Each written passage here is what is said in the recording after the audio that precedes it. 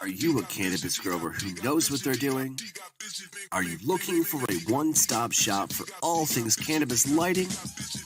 Then check out DutchLightingInnovations.com. On our website, you can learn more about our newest UV technology, which allows us to grow stronger, even better terpene profiles while reducing microbial growth. DutchLightingInnovations.com has all your lighting needs, from HPS to CMH to LED and UV.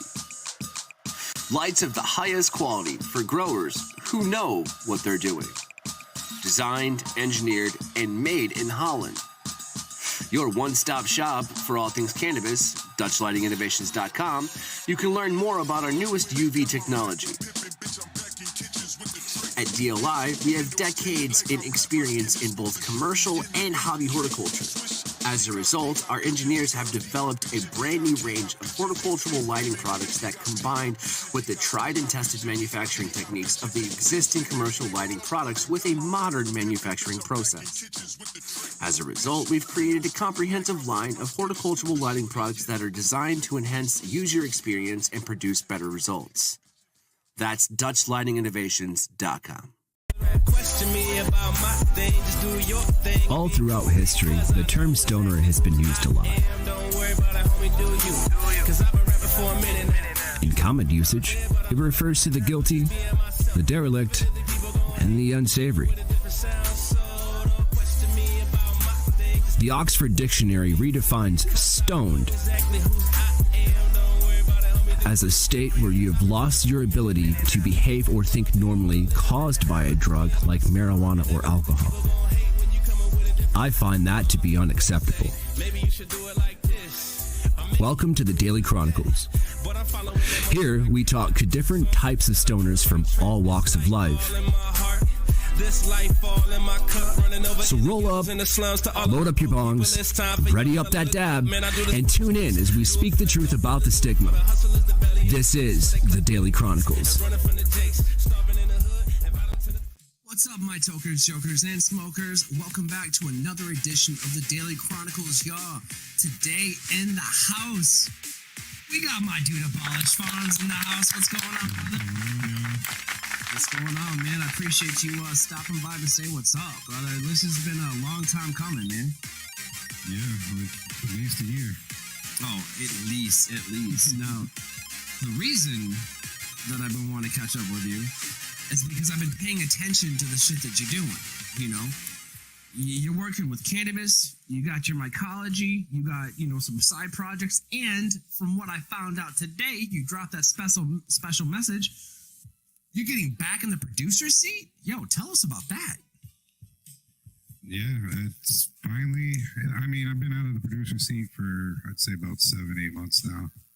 And I'm getting back into it with Weeboo of Scapegoat Genetics and Madame Euphoria. And I can't give too many spoilers right now because we're going to be dropping hints throughout the week, probably the week you're watching this.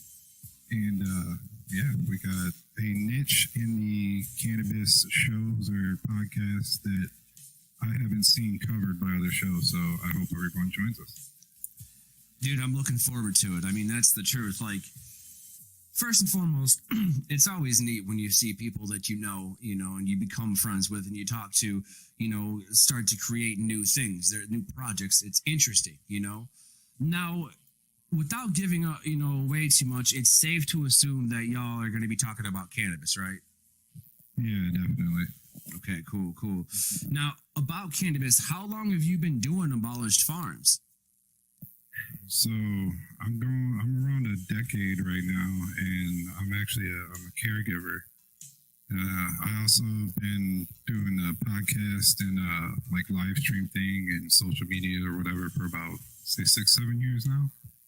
And I've been teaching people how to grow frugally, and then eventually that morphed into my own little mini series on YouTube called The Frugal Force.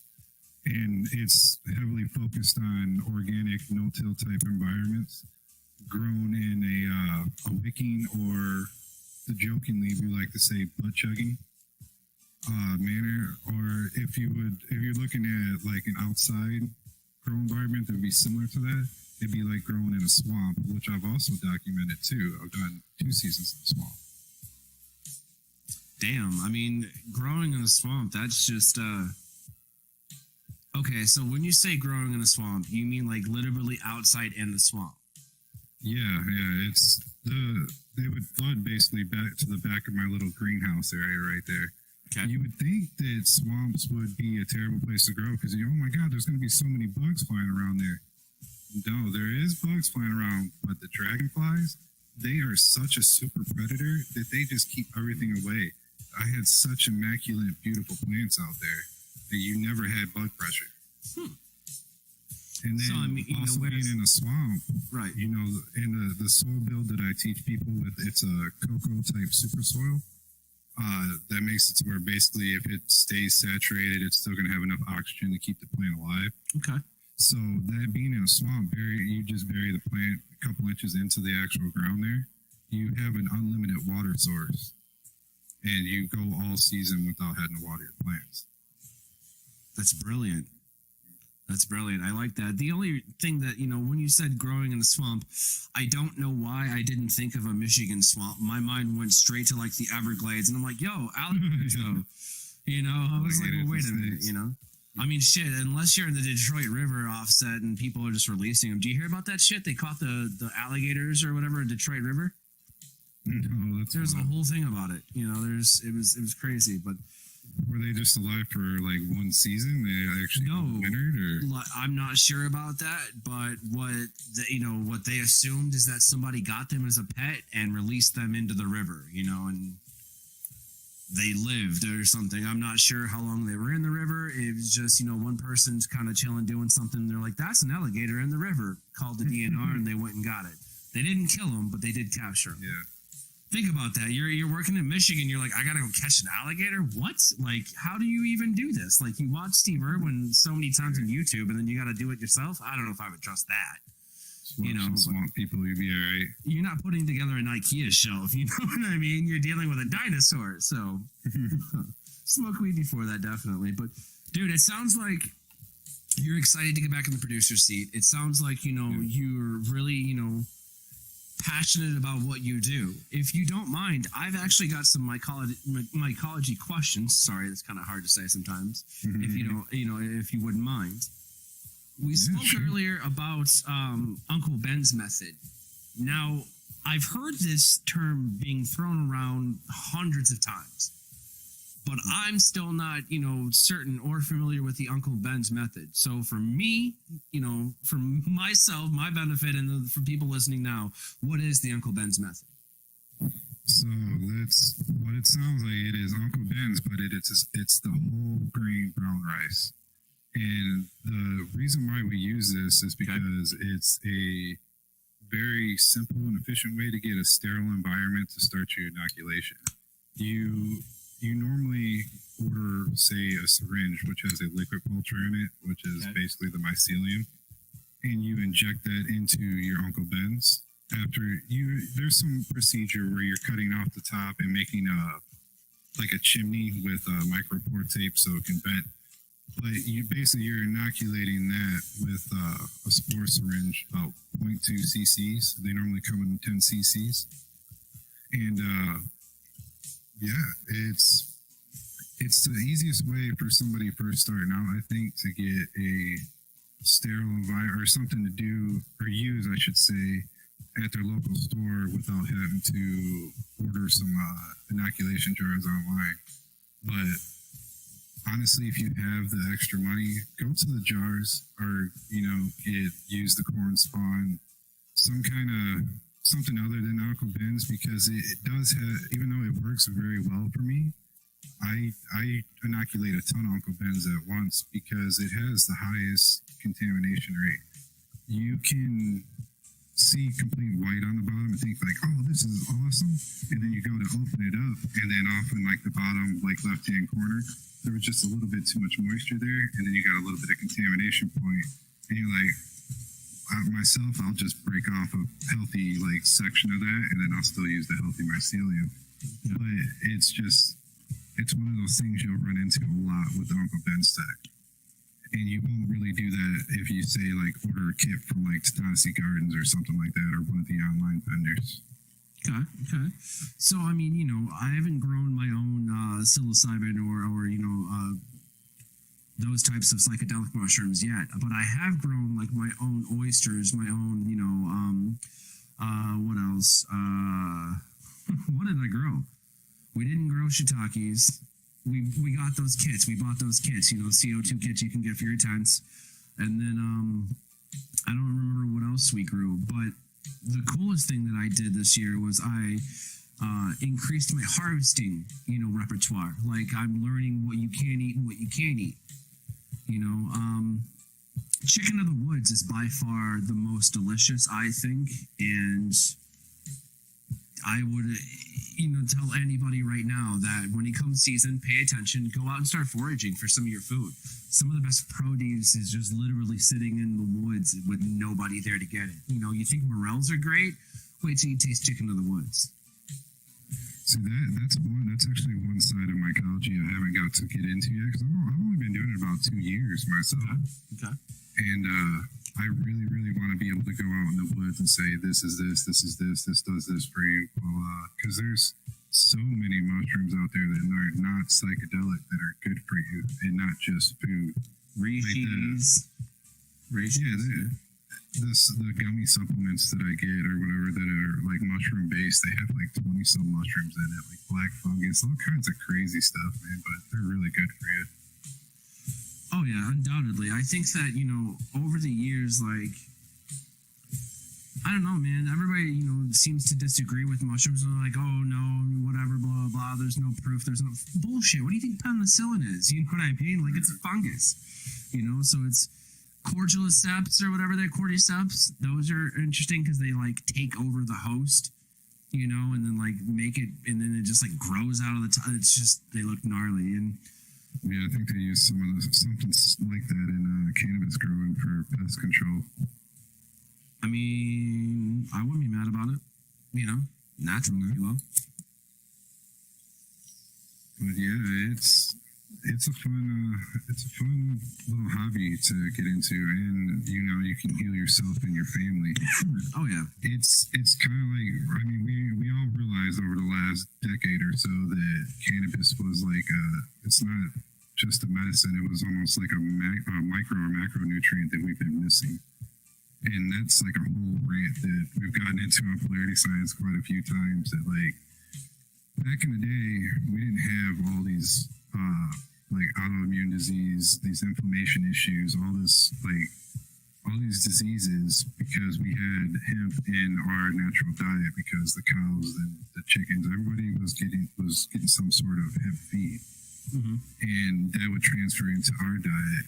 And I firmly believe that we can take out a ton of conditions if we brought hemp and just cannabinoids back into the diet, especially like if a mother can breastfeed it to her child, like, great way to start it out.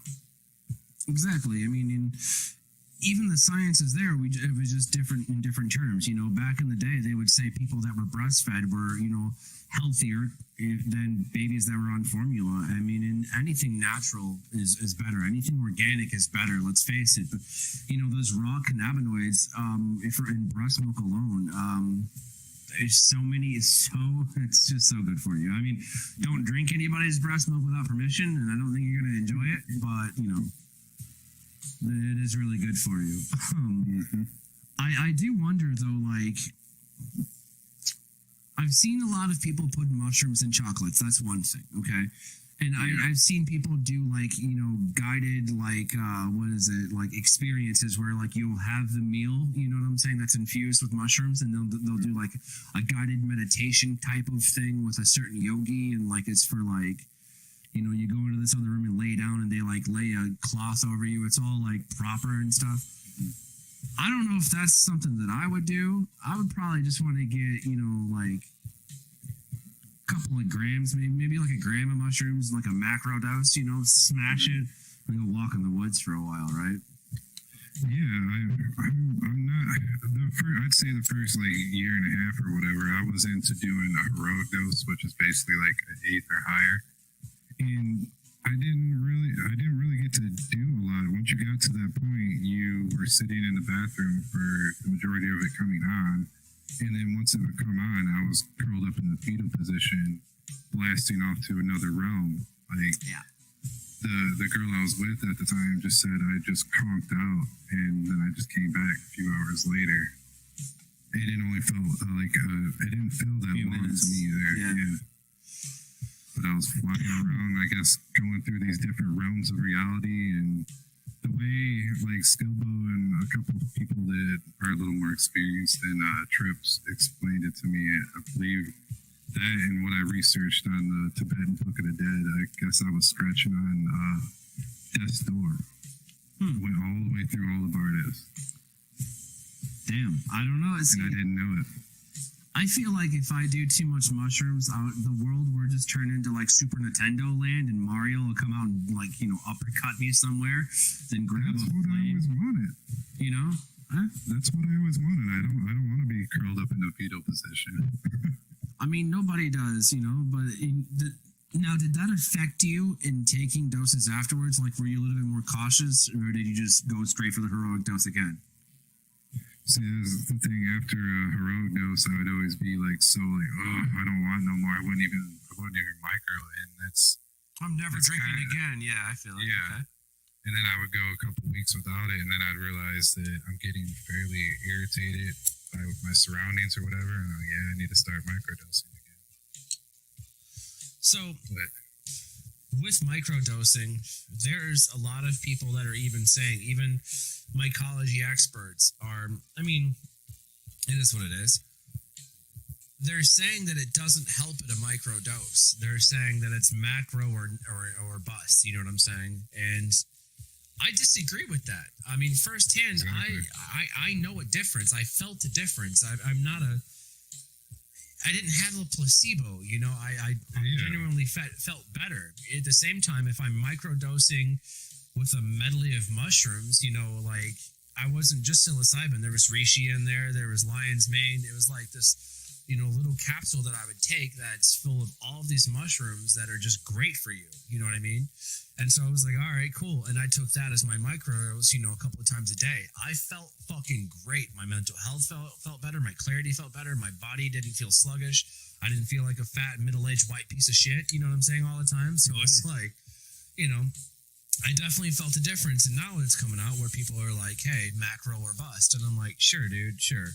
that's Same where shit. people are missing it, though. Like, a micro is... You're honestly not even supposed to feel a micro. You just will take your micro, and then at the end of the day, you're like, damn, I had a good day. Mm-hmm. I think that's a proper micro dose. But normally, I mean, I'm a lightweight when it comes to these things. That or I'm growing really strong ones. And a micro normally does it. It'll give me that rush or whatever, like the veil comes off you, and then you just feel lighter. Good. I get it. I get I've coined the phrase "a gentle embrace" before when referring to that, and it feels like a few edibles, if I take too much, and I've accidentally messed up, and I didn't get to the point where it's all you lose or not lose, but you go into the euphoric state where like it alters everything. You know what I'm saying? And things start to slow down. I didn't get to that point. I got to the point where everything had like a hue, like a golden hue to it. It felt bright. It felt good. There really wasn't anything negative there. I feel like if I would have had a little bit more, I could have pushed, that threshold. So I'm on the search now. I'm on the search for potentially growing some in Uncle Ben's or a monotub. Mm-hmm. You want to tell me what a monotub is? Yeah, I mean, you would start it in Uncle Ben's. I've posted some videos where you can get some mushrooms off the Uncle Ben's before you put it to bulk spawn, but it is not like a preferred way to do your full harvest. Okay. But basically, a monotub is any storage tub size you want to do. You can go big. You can even go Home Depot style if you want to, 10 ounce. And I myself I don't like the shoebox. I like basically one or two steps higher than that. And you fill that with a media I like to use a pure cocoa because I've just came to the conclusion of through my own testing between using all these wild manures and different blends that it's not even it does just as well with using plain cocoa. It's easier for me, cheaper. I can pump a lot more. And I basically sterilize that cocoa with boiling water, and I seal it up, and I leave it like that basically for like a day or so until it cools down. Okay. And then I'll take that and I'll transfer it into one of my monotubs, and I'll fill it about 3-4 inches with cocoa. And then I'll take one of the Uncle Ben's that's fully inoculated. It'll be a nice, bright, clean white, and you'll spread that across that. And then you'll. So when you're doing the Uncle Ben's, you can break that up, though, right? It's not going to hurt it. Yeah.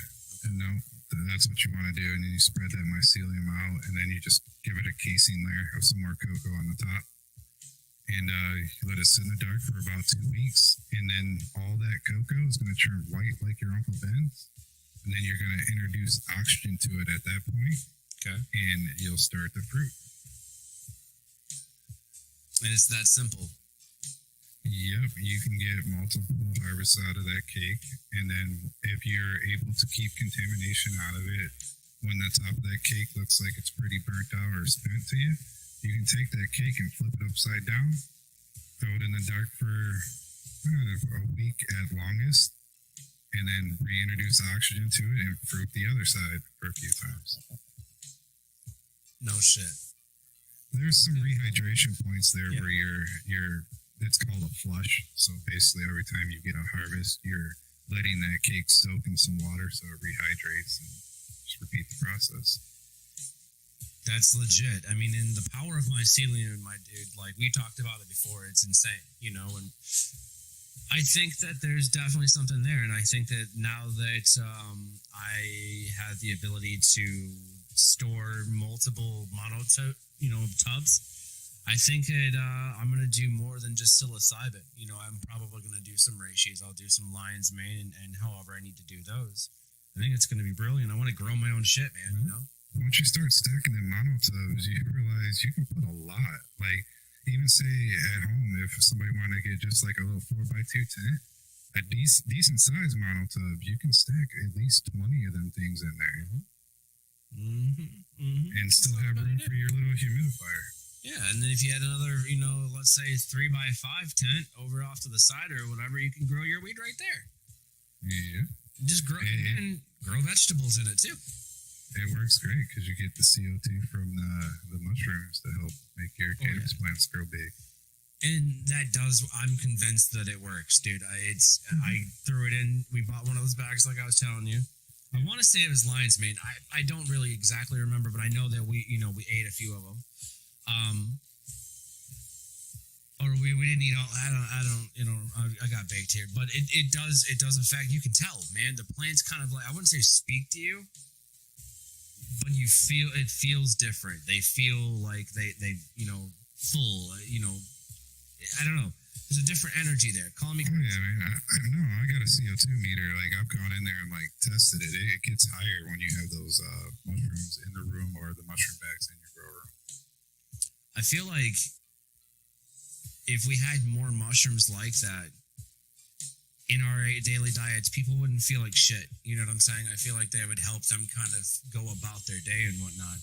Cannabis does, RSOs, out here slaying cancer left and right, and certain people are making, the rest of people's lives who have terminal cancer, letting them kind of ease it, taking away the pain, and having a better quality of life. I mean, it's saving seizure patients and the whole nine, man.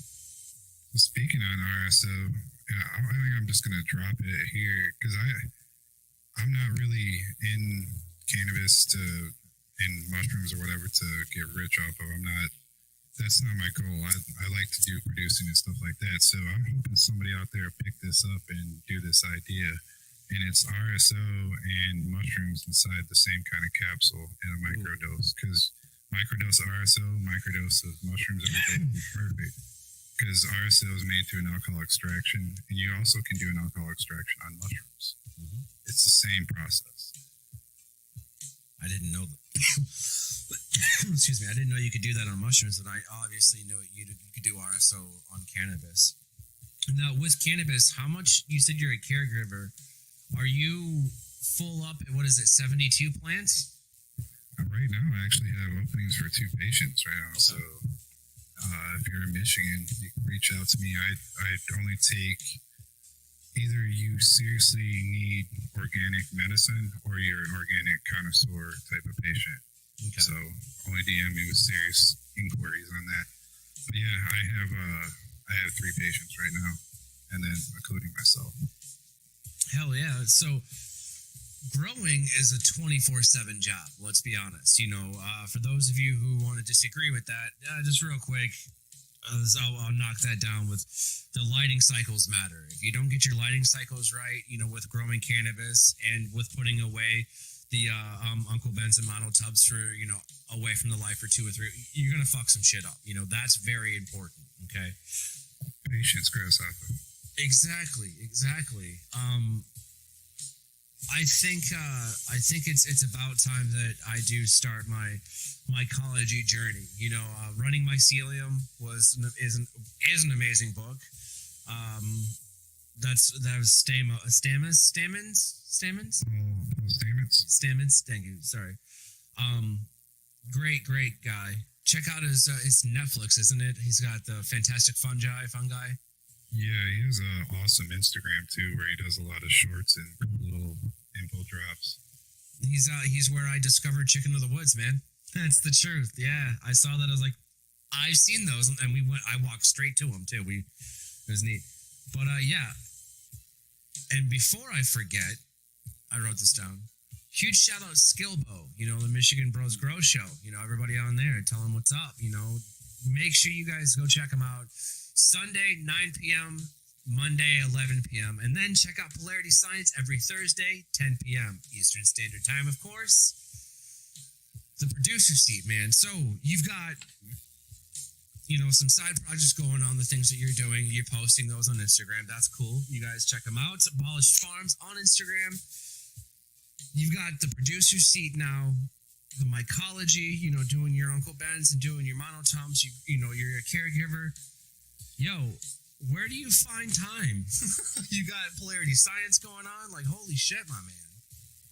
That's always been my thing, is even with all the stuff you just listed right there, I have 6 other projects that don't even have to deal with cannabis. Like, I've always been big on having multiple sources of income or whatever I'm into. I dig that. I've been able to basically support myself through like my own businesses and stuff like that for, I'd say, at least 8 years without much help now. So it's my passion. I mean, diversified. I get it, man. I don't want to have to work for someone else. That's always been my thing. I had to do it a few times this year to get myself back on my feet, but that was never my goal. That was just a fast way to get back to what I was doing here. You were just bridging some shit. I feel you.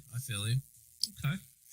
Dude, I dig it. I love it. I mean, that's the truth. Like, it's well, you talk to Skillbo, you talk to Spartan, you talk to all the people over there, you get to know these people and who's in your backyard. I think that we have a great a mycology scene here in Michigan community. We have a great cannabis community.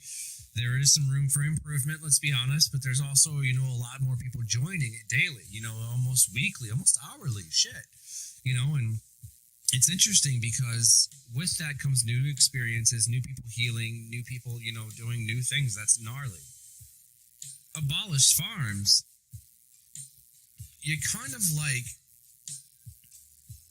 at the forefront of all of that, you're connected with all of these, podcasters and community people, and you're a caregiver. Now, the caregiver part's really the part I want to emphasize on, because caregivers right now are actively under attack, and without lamenting ad nauseum, as Skillbo would say, about the MCMA, you and I both understand the issues there. To catch people up to speed, the MCMA is the Michigan Cannabis Manufacturers Association, Cannabis Association or whatever.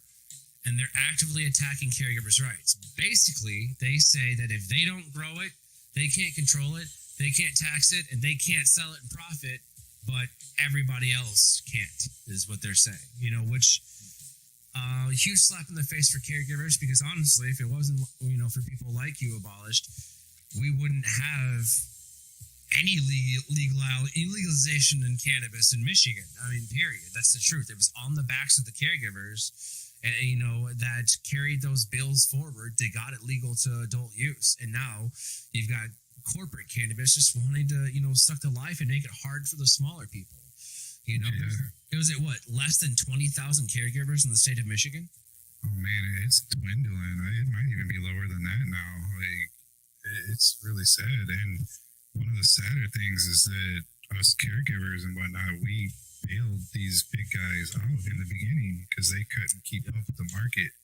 And they just rug pulled us, man. And it's they might have lost their big battle with the MCMA trying to go in and get us there, but they're attacking us at local municipalities now. They're making stupid rules, and it's a lot easier to pay people off corruption at that level. Well, let's not get it twisted. It's not just them. It's big pharma and big tobacco and big alcohol as well. Yeah. You know, and then probably different religious groups too. I don't know how. I would guess that used to be a thing. I don't know if that still is. I think in some parts, I think it is.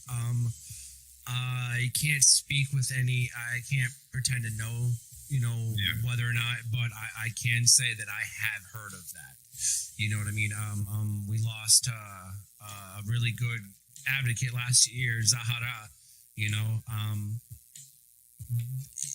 her family knew, but you know, her you know, religion really didn't like that being known. You know, they didn't like that, but you know, they couldn't tell her no. You know what I mean? That's the thing. It was frowned upon is really the term I'm looking for. But I don't know, man. I think it's going to be an interesting climate. I think it's good to know, you know, like yourself, who's where, you know, who's in what place doing what, right? So if I got any other questions, you know, involving, you know, the Mono Tubs or the Uncle Ben's, mycology, or even cannabis growing, I know who to call. You know what I'm saying? And I like having that repertoire of people, you know, because let's be honest, if I want to learn how to cook a dish, you know, I'm going to Google it. I'm going to look up 3 different recipes. So that means I'll talk to, let's say, you, Spartan, and let's say Skilbo, okay?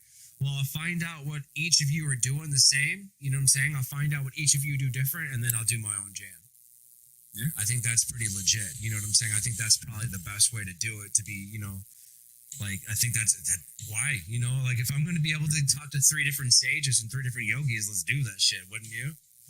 Yeah, that's how a lot of these shows and spinoffs and whatnot have started, is a lot of people join, say, like, when I was producing for MBGS, groups would join that. They would, you know, learn the ropes. They'd see how things were done, and then they'd go off and do their own thing. And yeah, and then they would go off and they would figure out new ideas or whatever, and then they bounce it back off to you. There was a nice evolution there for a long time between all these different cannabis shows bouncing. Like, oh, they did that. That's pretty cool. Let's do that. And it just made things, it kept on getting better and better. You're right. I think that there's a lot of spin-offs that should exist. I think that there's a lot of spin-offs that need some work. And I think there's a lot of people putting in a good effort. However, I also think that there's a lot of shows that do exist that shouldn't. But that's, you know, my biased view. You know what I'm saying? I do like a lot of what I'm seeing, but there's a level of pettiness in certain areas that I don't think should merit their involvement in this discussion. You know what I mean? Like, there's a few people out there that know exactly what they're doing, when, where, and why, and how. And I don't think that there's any other intention there. I don't think they really actually expected it to be as successful. So they bit off a little bit more than they could chew. But I'm curious to see if they can eat it. You know what I'm saying? So that's what I'm going to say about that. I do like the fact that, okay, on Thursdays, 10 o'clock p.m. Eastern Standard Time on YouTube, Polarity Science, okay? Then you got Fridays, this show right here in your faces, the Daily Chronicles, 7 p.m. Eastern Standard Time. Saturdays, I don't really think there is anything that goes on except for the morning with the Groskies, right? GML comes on Saturday nights too. Spartan's on there, so. Yep. Okay. I didn't know That's about more that. like I apologize. That's a decent show for people that are into like commercial style growing, because he only deals in like big stuff, you know. His ideology, everything. Then we got that, and then when Sunday we've got the Michigan Bros Grow Show at 9 o'clock. That's that's not the late sesh. That's no, the Sunday is the actual show. There's Friday. There's also Caribou Heart TV. I think they come on. There is Caribou Heart TV. Yep, they do. 11 o'clock. I forgot about them. I'm so sorry. They're gonna make fun of me about that. Now I gotta get them on the show. I've reached out to them. It's the same as like we just gotta make it happen. Then Caribou's a good dude. Monday we got our dudes at 9 o'clock. Medical Mondays, podcast. They're on at 9. Then at 11 again is the late sesh. Damn, we just need Tuesday, Wednesday, and like a Thursday morning. We need an entire week of cannabis content right there. I want to say Caribou's got a Tuesday night tilt too. I think I have seen that. Basically, if you need something in between those shows, there's always a Future Cannabis Project. They're literally live all the time. I feel like that's probably really why I've seen that. There. I don't know him yet. You know what I'm saying? I've heard immense, accolades, and I've heard a bunch of people about Caribou TV. I've heard about, Future Cannabis Project. I heard about there's some people up in Northern Ontario, Kim, doing her little network. Then there's KGLTV, I think it is, Kelly Green out of Ontario. A lot of Canadian stuff, of course, Michigan. We're basically, Americanized, fucking Canadians anyways. Oh, man, I almost forgot one of my favorite shows to actually watch nowadays. It's Let's Be Buds. It's hosted by Uncle Rick. That's right. Spartan's on there too. That's on Wednesdays at 8, I believe. Green Goddess is on there too. That's an entire week of cannabis content, yo. An entire week. It's like TGIF from back in the day, except for all week long, all cannabis. Damn. And mycology. Let's not forget our mycelium here. Yeah. That's gnarly. That's just in this area. That's the coolest thing. There's people popping up. I just got interviewed by by a show in Arkansas. There's a show in Tennessee coming up. There's a show in Florida. A few in Chicago. Like, these are starting to pop up more and more. I absolutely love it. I think that podcasts and things of that nature are going to slowly start creeping into.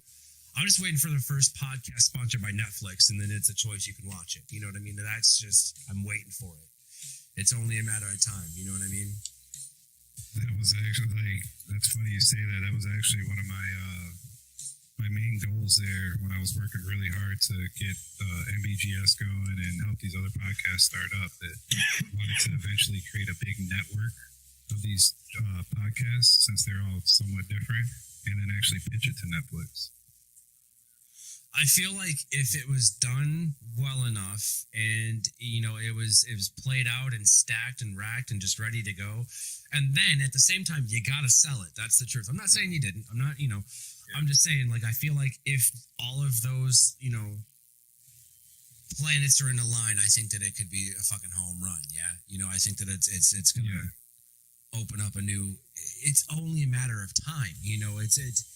If you think about it, because you're really going to have to be like, all right, well, check me out on Netflix, YouTube, and Hulu, or something like that. You're going to notice the change in that. And I think that if they did open up themselves to that, I think that YouTube would die.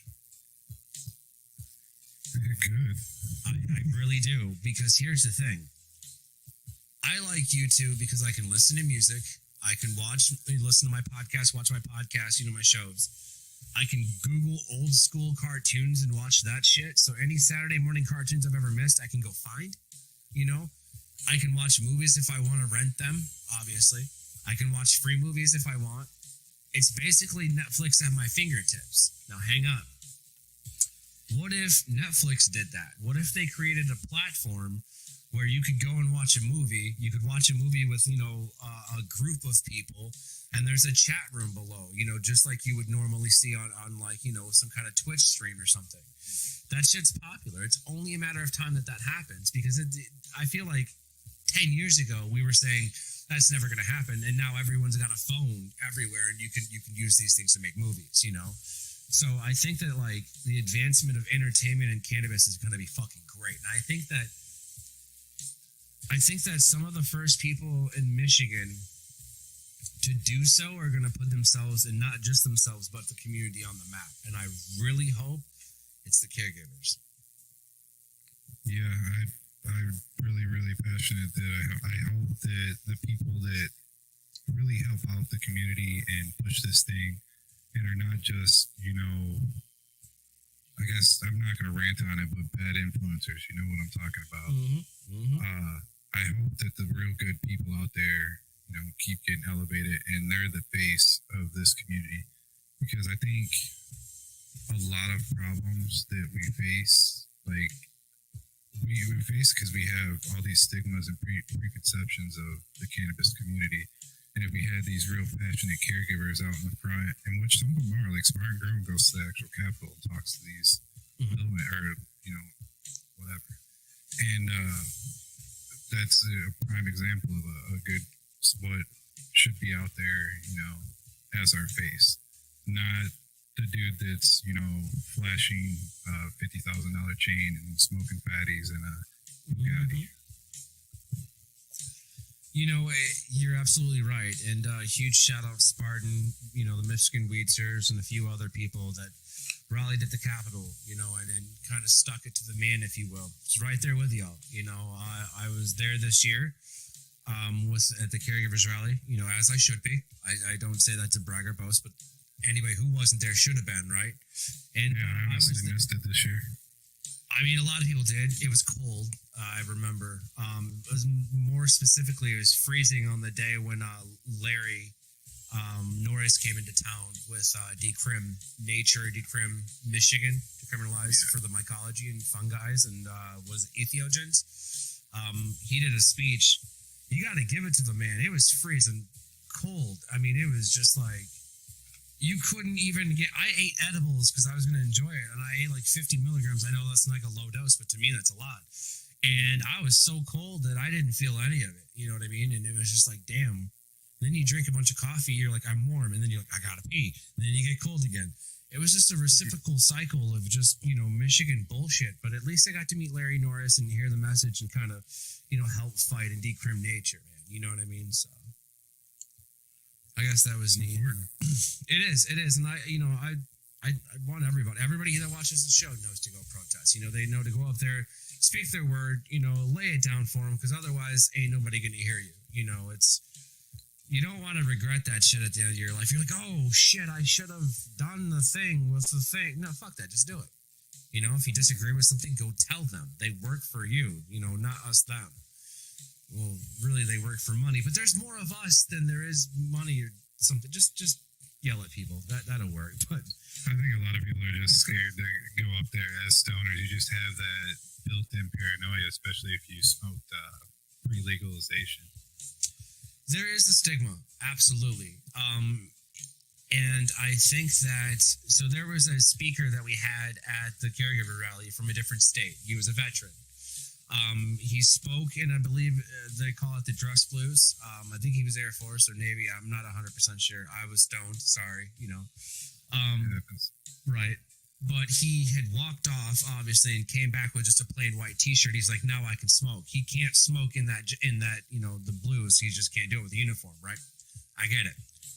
And he was like, I'm blown away, man. In my state, we can't do this. It's still illegal. And he's like, you're smoking weed on the Capitol stairs. It's like, ain't it a trip? Like, I was like, that's kind of cool, And the fact that you can smoke weed and then turn around and look all down Michigan Avenue and see all of the city, you're like, I love the view, but there's a lot of people across the country that don't get to see it that way yet. It's up to us to set an example. That's the truth. Yeah, I'm really excited. Like, I can drop at least that the show's it's not gonna be just Michigan based. It's gonna be nationwide. Nice. And I'm really looking forward to getting to know. I communicate with people throughout the country, but I'm gonna really get to know these people and figure out what's going on there, and I'm really looking forward to that because then I can judge it off my experience here and then hopefully, drop some knowledge to help all these states. Because it really, it sucks what's happening across the board, but it seems like it's a needed cycle. It happens in every market. I mean, I'm waiting for a show to come out and basically be like, all right, check it out. Here's the law. Let's say you go from Michigan to Chicago. Okay, yeah, they're both legal. They're both correct. They're both med. It's fine. But in Illinois, sorry. My bad. But in Illinois, you can only have so much on you, whereas in Michigan, I believe it's more. So it's important knowing that. I think that there should be some kind of, educational programming out there that people could be like, hey, I wonder, because not everyone's going to Google it, not everyone's going to whatever. But if you hear it in passing in a cannabis educational show, I think that would be, some content that you could at least learn that, and a day without learning, that's just a waste of a day. Really is. I spend too much time on YouTube learning new things all the time. I'm obsessed with it. I don't watch regular TV other than once in a while I'll get into a series because I'm a nerd. I mean, once in a while is pretty much on point for how often there's a really good series. I mean, I get HBO free with my cell phone plan, so that's pretty gnarly. I get to catch some of the cool releases while they're still in theaters. I just watched The Menu, which I would highly recommend if you've ever cooked for a living ever. On point. And then I watched The Last of Us, because you have to. I played the video game, and watching a cinematic representation, real life adaptation of the video game you played. Holy shit, is it good? And it's that game won so many awards, man. So many. Have you played that? Have you played The Last of Us? No, but I'm a gamer and I'm well aware of how good the first one was or whatever, and all the controversy with the second one. Oh yeah, I mean, and then right behind that, I feel you've got that God of War series. Not a huge PlayStation person. I never had a PS5. I had a PS4 years ago. I won it in a bar raffle, which was pretty dope. You go to the bar, a couple of drinks, you're like, I'll spend $10. You win a brand new PS4. I was like, it was worth it, Yeah. I think I sold it for liquor later, but, either way.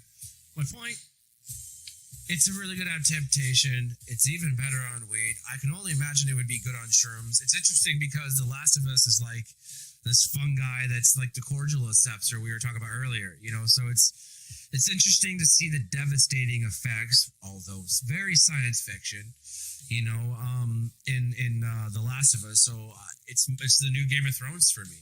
That's the truth. That's the thing is a fungus or whatever taking us over plants. I could believe that a little more than straight up zombie apocalypse. Yeah.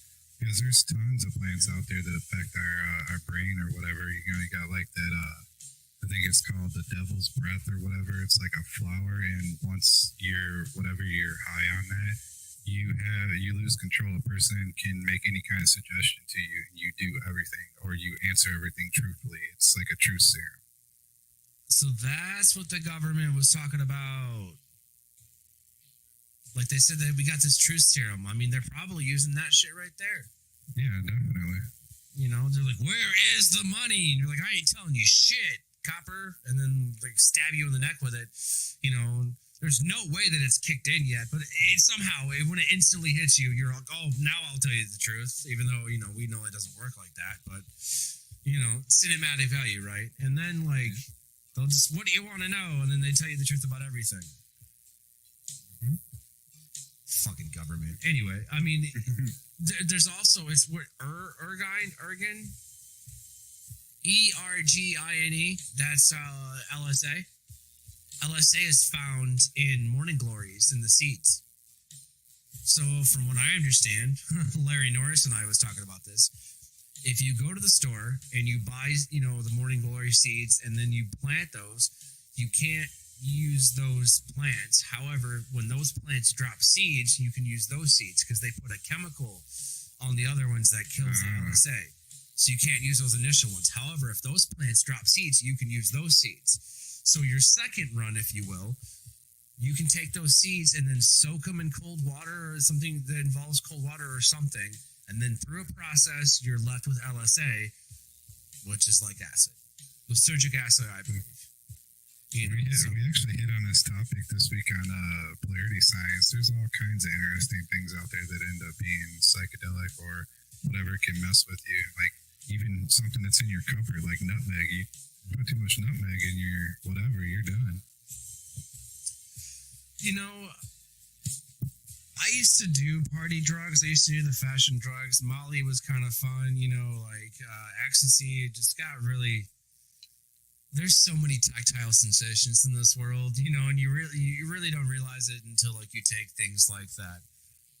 I always considered them mood enhancers because, like, I wasn't sure where the drugs would start and the alcohol would end. So there was that, like, I didn't really care. But the more that I've learned, you know, the more that you have your hardcore shit, like cocaine, pretty hardcore, right? Heroin, of course, meth, not even once, you know.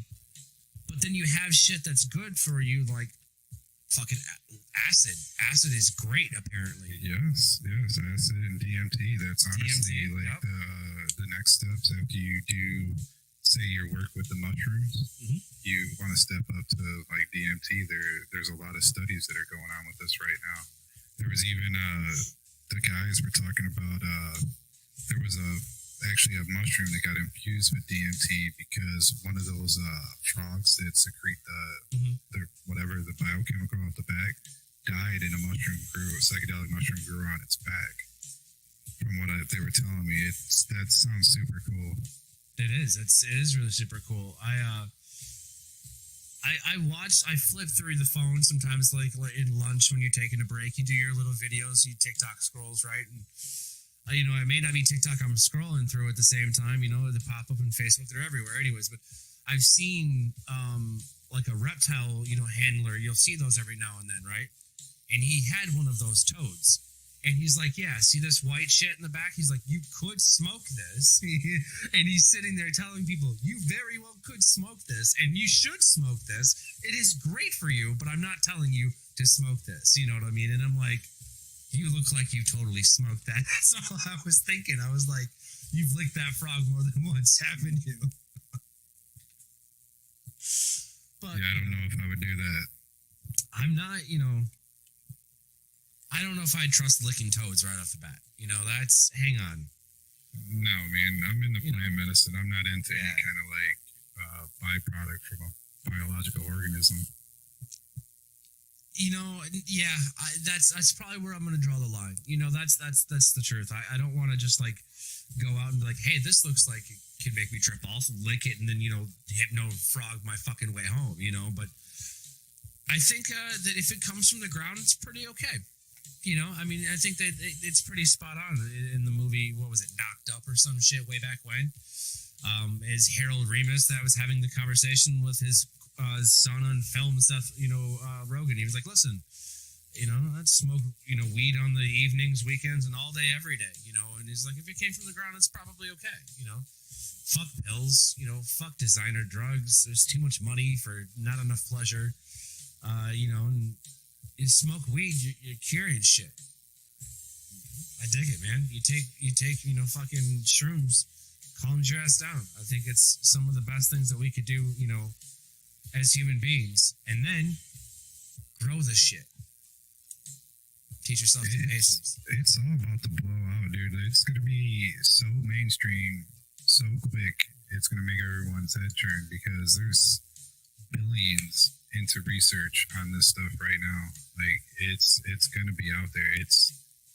I hope it comes really, really. It's one of the. It's like a double-edged sword. Like I don't want to see big pharma continue to get bigger. Right. But they could really help a ton of people if they get this stuff pushed out there with their power. I just hope that they do it right, you know, because here's the thing.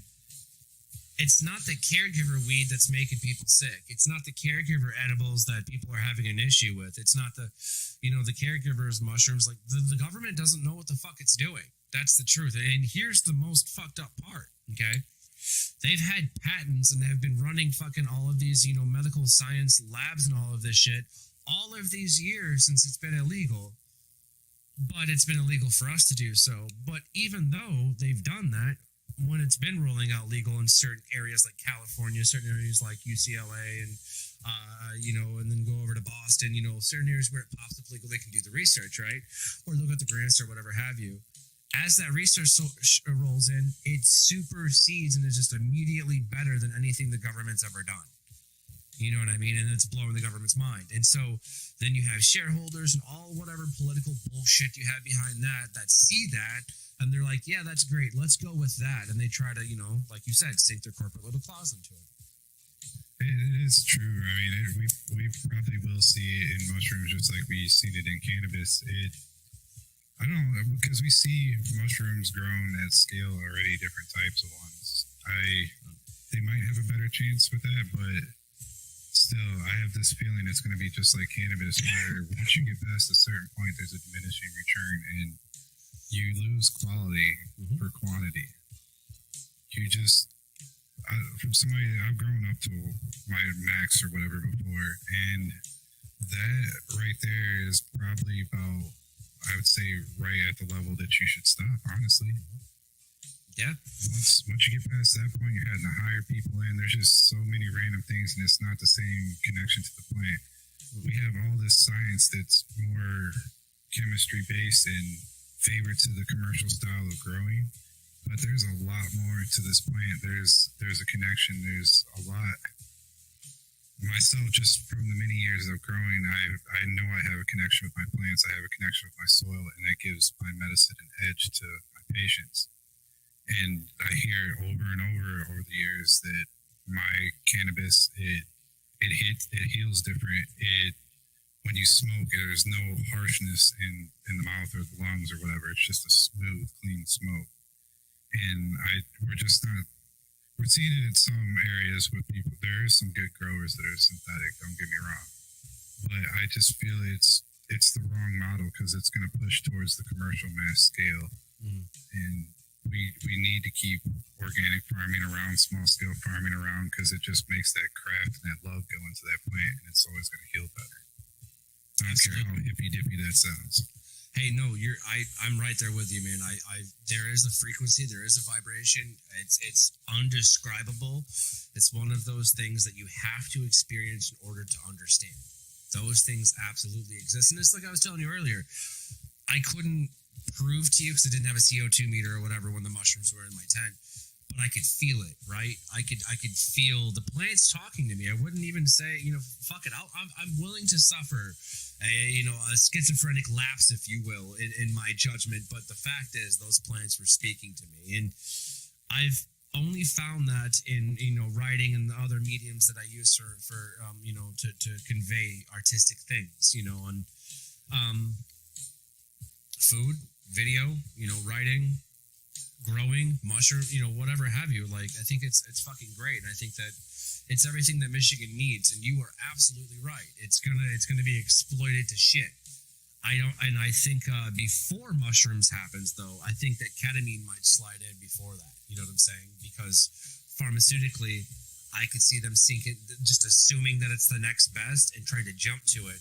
So we're going to see this whole wave of, pharmaceutical companies wanting to use ketamine, and they do. And there's a lot of studies behind ketamine, and it works. I'm not going to lie to you. But I think that they're going to sell that before they would sell the mushrooms, because they know more about that than they do the mushrooms. I don't know. Call me crazy, but that's just what I think. It's interesting. You go to the hospital, they'll administer ketamine, to calm you down or whatever have you. That's one of the things that's in a repertoire of an emergent in ER nurse. Now that I think about it, I actually had a summer back in my 20s where I did ecstasy, and quite a few of the times the ecstasy was ketamine based, and that was a really, really pleasant night. Yep. Yep. I mean, look into it. Look into ketamine therapy. It is a thing, and it's something that I want to, consider, going through so I can speak on it more. You know what I mean? But for now, I know that it's saving people from PTSD and drug therapy. So. I think you're the first person I hear talk on it like that. I've seen it work. Everybody else is looking. Everybody's like mushrooms, LSD, DMT. Like I haven't heard anybody say anything beneficial about ketamine like that. Yeah, absolutely. Look at it. I mean, it's there's a lot of studies being done. I actually personally know 2 people right now that are in ketamine therapy studies. You know what I'm saying? So it's and knowing these. Is that for depression? That's a good question. I don't know. We didn't discuss that, but I can say this: knowing this person before. And then, talking to them, no big deal. They're kind of, I wouldn't say well-reserved is what I would say. Okay. For both of them. And then talking to these people after it was a few months after, completely different person, I would say. They were very, chatty, like in the moment present. And I'm like, damn, okay. And then like, what's the catch? Like, am I on TV? Like, am I being punked? Jest. But, it was, then they, tell you the ketamine therapy. I'm like, no shit. And then you talk more about it. And it's interesting because I always thought ketamine being this hardcore fucking drug. You know what I'm saying? I never, like you said, never even fucking knew it was an ecstasy and shit. So if that's the case, I'm just kind of like, oh, well, I've already done that, which is why I want to subject myself to one of those therapy things so that I can speak on it more.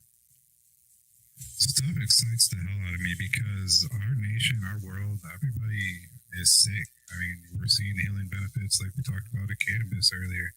Once we get all these other things into the mainstream, it's going to have beneficial effects in many other sectors.